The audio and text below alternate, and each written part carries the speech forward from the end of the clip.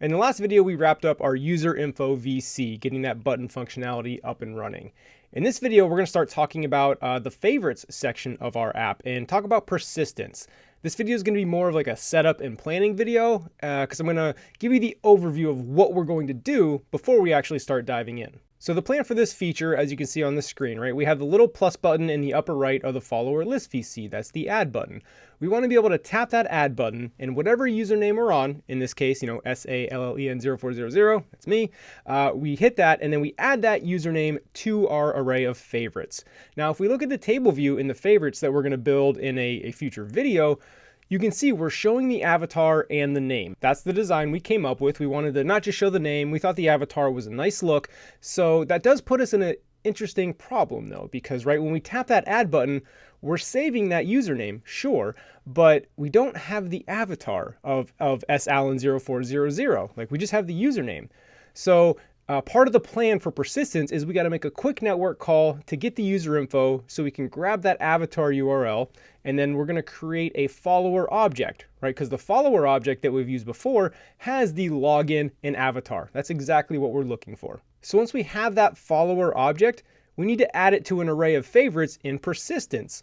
So with persistence, we're basically keeping this array of followers in user defaults. And anytime we want to update that, whether we're adding to it, or as you can see, we have a swipe to delete feature. So we have the ability to delete from favorites. So whether we're adding or deleting, we're modifying this array of followers that we're saving in user defaults. So there's a couple steps we're always going to have to do regardless whether we're adding or deleting. The first step is we're going to have to retrieve that array from user defaults, and then we're either going to add to it or subtract from it, and then we're going to have to resave that array to user defaults. So we're going to have a retrieve function and a save function. And then in our persistence manager, we're also going to have another function that kind of combines those two. So we can just call like update with follower and it'll do everything in persistence manager. So that's the overall gist of what we're going to accomplish. Again, to repeat that, to really drive it home, we're going to keep an array of our follower object in user defaults. And anytime we want to update that array, we got to retrieve it from user defaults, do whatever update we need to do, and then save it again into user defaults. So the last part of this video is we're actually going to create this plus button on our follower list screen and get that hooked up and ready to go. So again, this is part of the overall setup. So here we are in our follower list VC, and to set up this add button is relatively simple. We've done this before in the user info VC, right? We're actually going, this done button we set up here. Remember when we slide up the user info VC, we have that done button. We're actually going to copy and paste this. Again, the benefits of doing things programmatically, right? Because it's basically the same code. So copy that done button code, go to favorites follower list VC, and again, in our configure view controller function, hit return, paste that. Again, be very careful of copy paste errors. You've heard me say this many times, but it does happen. So instead of done button, this is the add button, and it is a UR bar button item. The bar button system item style is not a done button. We're going to change this too. Remember we have this whole list of options: action, add, bookmarks, camera, cancel, compose, done. Well, add. We want to add. That's going to give us the little plus button. So we do add, target is self. So now we need to create the action. Well, we don't want it to be dismiss VC.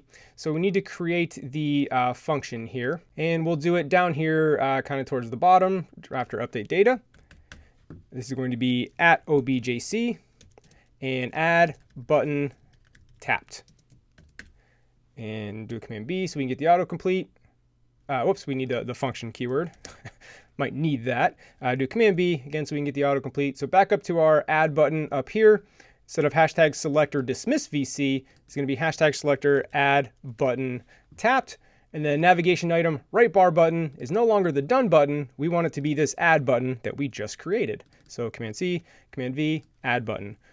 Do command build just to make sure. And let's run this. Well, let's put a print statement in the add button tapped. Print, whoops, add button tapped. And of course you could use a breakpoint. I like doing print statements, especially for educational purposes, because it really illustrates what's happening. But let's pull up our simulator here and see our add button in action. Of course, we don't have the logic behind it, but we want to get everything hooked up.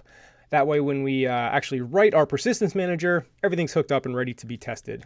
So SALLEN0400, get followers.